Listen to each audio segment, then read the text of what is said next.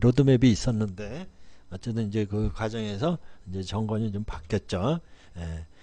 그래서 어쨌든 이제 이런 많은 비저기 예산이 투입되고 또 바뀐 정권에서는 또 청년 실업 완화를 위한 뭐 해서 뭐 예산 증액도 막 이렇게 해서 공무원 숫자를 뭐 10,000명에서 뭐 통과된 거는 뭐 9천 몇백 명 뭐 이렇게 하는 그런 정책을 지켜볼 때 NCS는 결코 이렇게 지난 정권에서 어떻게 했다고 그래도 파기되지는 않을 거라는 거죠. 확대되면 확대되고 지원될 에서 유지되고 확대될 것이라는 전망을 그렇게 해서 하는 겁니다.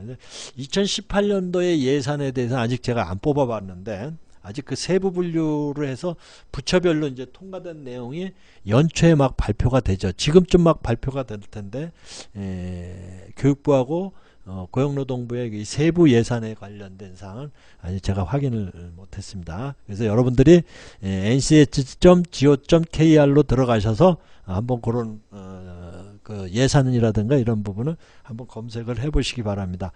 아까 교육사항은 그랬고 자격과정 아까 이게 교육과 자격과 그 현장의 이런 등가성으로 해서 가져간다라고 말씀을 드렸죠. 이 자격은 이 자격 종목 평가 방법을 개선했고 NQF라고 해서 국가 역량 체계 구축이잖아요. 제가 아까 NCS가 뭐냐 할 때 광의로 국가가 개인의 직무 능력을 분석을 해서 기업의 성과 창출을 통해서 국가 경쟁력을 키우는 그런 시스템이라고 했잖아요.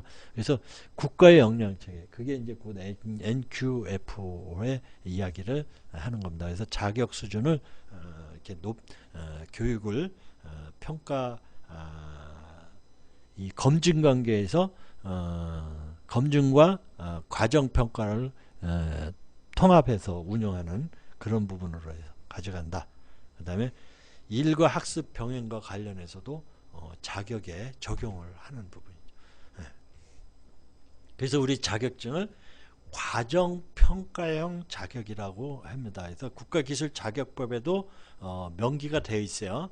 그래서 과거에는 검정관계였는데 지금은 검정형과 과정형을 같이 혼합해서 자격증을 발행을 합니다. 그래서 여기에도 이제 평가형 자격 관련해서 이제 도표가 나와 있는데 국가 직무능력 표준을 개발할 때 교육에 관련 부분하고 이 심의 그 다음에 훈련과정 모니터링 외부 평가 이런 해서 자격증이 더 강화가 되는 거죠. 그래서 자격증이 있다 그러면 일을 할 수 있는 부분이고 옛날에는 좀 평생교육사들한테는 미안한 얘기지만 평생교육사 자격증을 저도 이제 2005년도에 취득을 했는데 이 자격증 가지고 교육을 받았죠. 80점 이상이 돼야 돼요.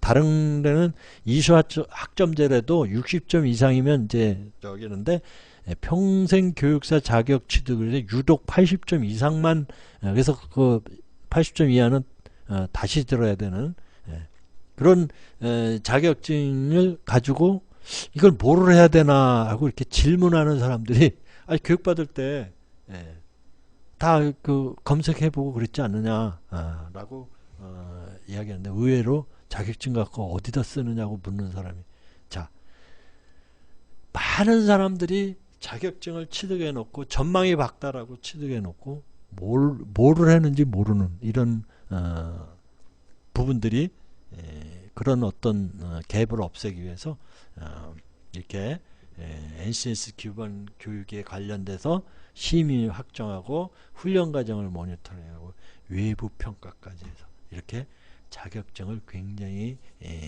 강화 자격증이 있다면 그 일을 바로 할 수 있다라는 개념으로 지금 자격증 그만큼 교육 프로그램 이런 부분들이 강화되어서 적용이 되고 있다. 그래서 뭐 여러 가지 흐름도가 나와 있는데 대산종목 뭐 선정하고 시행공 이런 이제 절차들은 여러분들이 이제 관심을 갖고 이제 보시면 되고요. 기술 자격증에 관련돼서 여기 보면 2016년도에 이제 확정된 부분이 있고요. 또 어느 자료에 보면 여기 나오네요. 2018년도에는 110개 종목 자격증을 점점 이제 확대해 나가니. 전에는 이제 시험 봐서 점수 이상만 되면 합격증, 이게 검정제도라 그러잖아요. 그래서 이런 그 심사 모니터링까지 외부 평가까지 해서 자격증을 이렇게 한다는 거죠.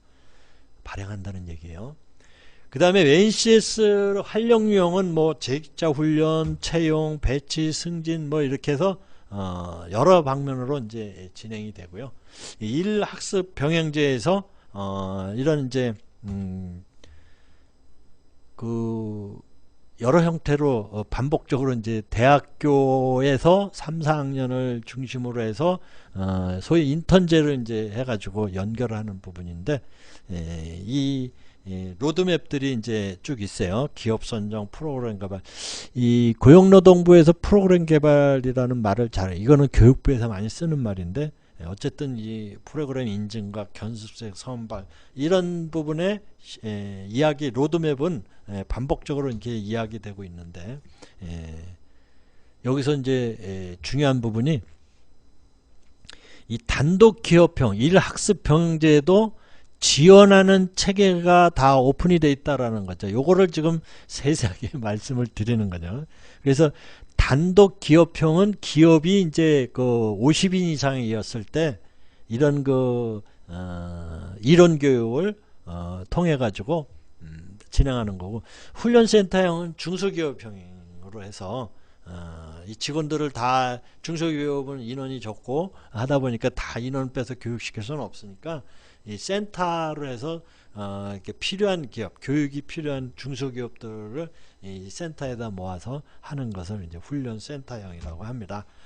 그래서 참여 기준은 상시 근로자가 이제 기업형은 20여 명 이상, 단독형은 50인 이상 이렇게 해서 선정 절차 및 시기 등을 이렇게 일학습 병행제로 해서 기업 참여 기준으로 정리가 돼 있어요.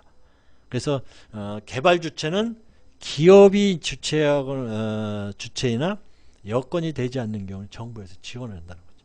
그래서 기초작업 능력과 직무 능력, 그 다음에 이론과 그 실기를 통해서 이런 이제 내용들을 학습 병행제를 통해서 이렇게 이제 그 인재를 양성을 하는 거죠. 그래서 이제 그 다음에 이제 인증도 있는데, 인증 시기는 이제 그 프로그램 개발 완료 시점이에요. 그래서 프로그램 진행될 때 이 출결 관리를 잘 하시고요.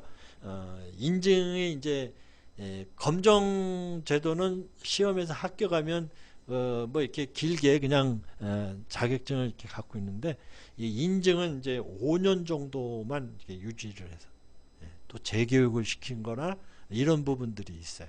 그래서 수시로 이 자격증을 땄다고 해서 계속 그걸 길게 검정 자격증처럼 인정하는 것은 아니다라는 부분을 개념을 갖고 계시면 되죠. 그래서 학습자 신분을 훈련생과 근로자의 이중적 지위를 갖는다라는 거죠. 그래서 이 이론 교육과 OJT 교육의 훈련 등의 트레이닝 부분도 있고, 그 다음에 학위와 관련돼서 우리 그 계약학과가 많이 있었죠. 계약학과.